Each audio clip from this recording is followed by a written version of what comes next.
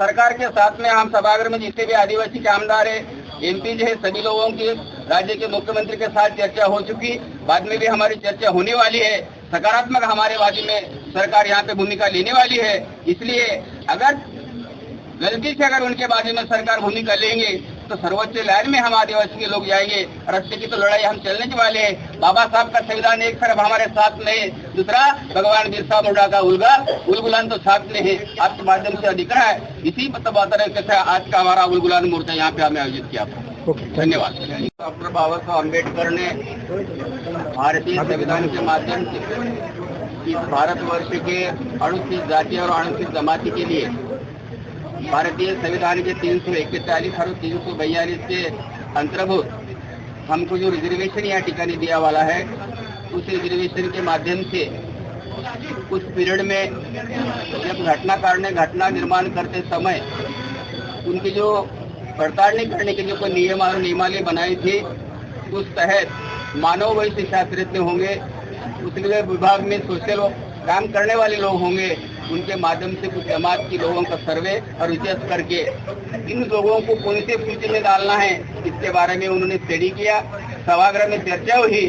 उसके मुताबिक 342 अनुसूची के अंतर्गत आदिवासी समाज को यहाँ पे अनुसूचित जमाती का आरक्षण यहाँ पे दिए वाला है। उसमें से महाराष्ट्र में हम सतीदलित जमात के आदिवासी के समूह के जमात के लोग यहाँ पे हम परिशिष्ट में है। उसमें से 2 जमात हमारे कम हुए, अभी 45 जमात है। मगर एक मैं दुर्भाग्य से अपने माध्यम से कहना चाहता हूँ, जो भी लोग आरक्षण की मांग कर रहे हैं उनको मालूम है आदिवासी की जो आरक्षण के माध्यम से जो संविधान ने जो कुछ निकष वहाँ पे रखा वाले हैं, वो निकष का पूर्तता ये लोग नहीं कर सकते। मगर बार बार हमारे पिछड़ापन, हमारी गरीबी, हमारी अज्ञान, हमारे असंगठितपना जो आदिवासी समाज में है, उसका अपने को फायदा करने के वजह से सरकार के ऊपर दबाव डालकर बार बार ये आदिवासी होने की कोशिश कर रहे हैं। ये कदापि हम आदिवासी समाज ये सहन करने वाले नहीं। और अपने माध्यम से मैं सरकार से विनती करता हूँ, आपने जैसे भी कल 2 दिन पहले मुलाकात में कहा, ये भारतीय संविधान के माध्यम से दिए वाला आरक्षण राज्य सरकार के अधिकार में नहीं, केंद्र सरकार के अधिकार में है। मगर उसके पहले जो भी यहाँ पे कमीशन हुआ, आदिवासी के बाजू में जो वहाँ पे जो कमीशन में चर्चा हुई, उसका जाहिर लोगों के सामने उसका ये होना चाहिए, जिसके माध्यम से जो गैर आदिवासी यहाँ पे आदिवासी का आरक्षण मांग रहे हैं उनको पता चलेगा कि बाद में हम मूल आदिवासी के आरक्षण की मांग करना ये उचित नहीं है, उनके ऊपर अन्याय है और उनको आरक्षण होना।